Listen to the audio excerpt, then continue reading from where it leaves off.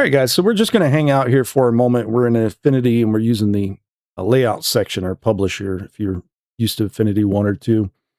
And what we're looking at here is some images I found on ArtStation from Jared Hassenjager. I believe that's how you say his name. And he had come up with this awesome PBR material guide. And so what I like to do a lot of times when I find those ArtStation posts is I throw them into a PDF document. And that's all I'm doing right now. So basically, when you set up this document, I'm just using a regular letter spread.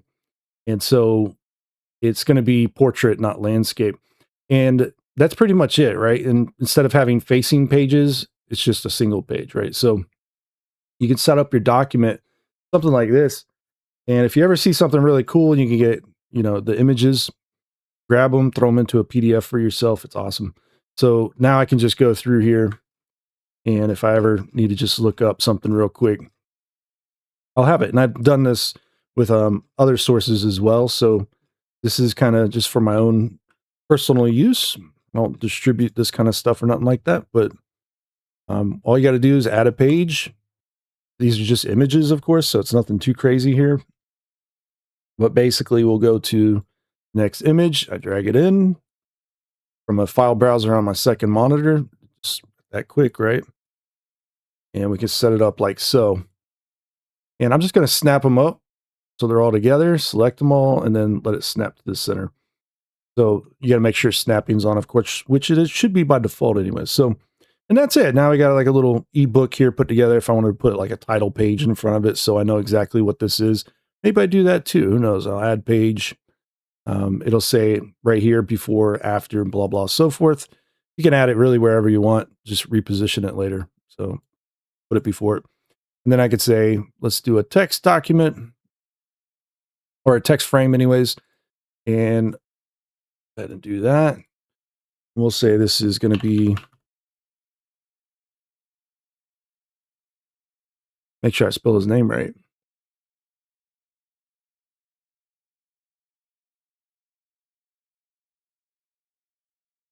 This is just the post. So the name of the files anyways is what I'm looking at.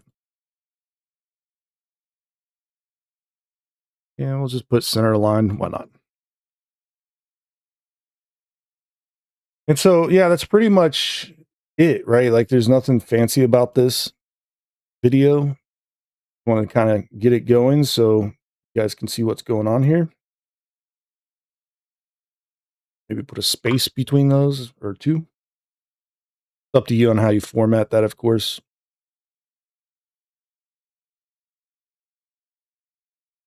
I do a better job, but this is for myself, so I'm not too worried about it now. You could save it if you want, or you can export it, right? So exporting brings up the export dialog. What we're doing is a PDF, and you could do print, small, digital, high quality, digital, whatever choices here you want. I'm not even going to modify this at all. I'm just going to leave it on default and see how it turns out, okay? So we'll put it on the desktop, and we'll just give it the same name. Probably should have just copied that.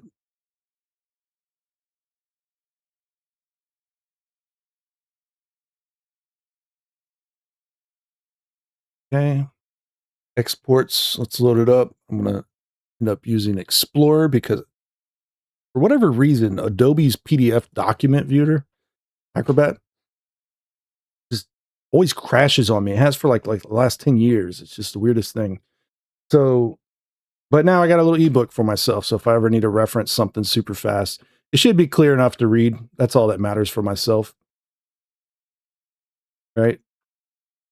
And a relatively smaller file size. So what we're looking at, you'll have to experiment with the export settings. It's an 8 megabyte PDF document now. So that's really not that bad considering how many images are in here and the clarity level. Not bad at all. So yeah, Affinity, guys, it's really a tool just to use. Like it's not about, like a lot of people want to get wary about it and whether it's going to survive forever or whatever. Don't worry about that right now. If you can use it, use it. If it becomes, garbage in the future, just move on to other software. That's the best way of doing things. And there's tons of options out there for setting up these kinds of things anyways. So But yay, PDF documents done. Now, if you want to go look this up, I don't know if it'll pop up on Google, but it's certainly useful to take those kinds of ArtStation posts and just slam them together real quick. So actually, I'll show you one other. I did like this in Affinity real quick. And just so you get a better understanding maybe of what I'm talking about here. So let me go find my little section and see if I can even find it.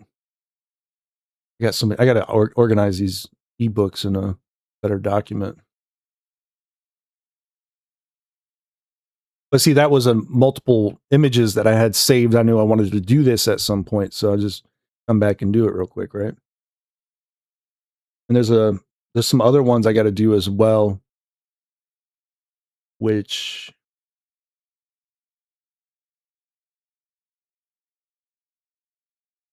yeah, we'll get into that. I'm looking at something on the other screen, but let's look for a blunderbuss. See, there's ones that like Epic puts out as well. You can always check out like what Epic's up to or Unity or whoever. But the one I'm looking for is, let me search for it. I can't find it. Okay, here it is. That's the one. So this was another ArtStation post, right? For Sea of Thieves, going through this. And so whenever you can find something like that, just yeah, make it an ebook real quick. It's very easy. There's nothing hard about it. You always have it.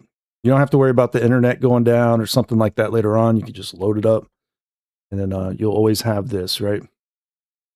So there's really no reason not to do it now since Affinity is free.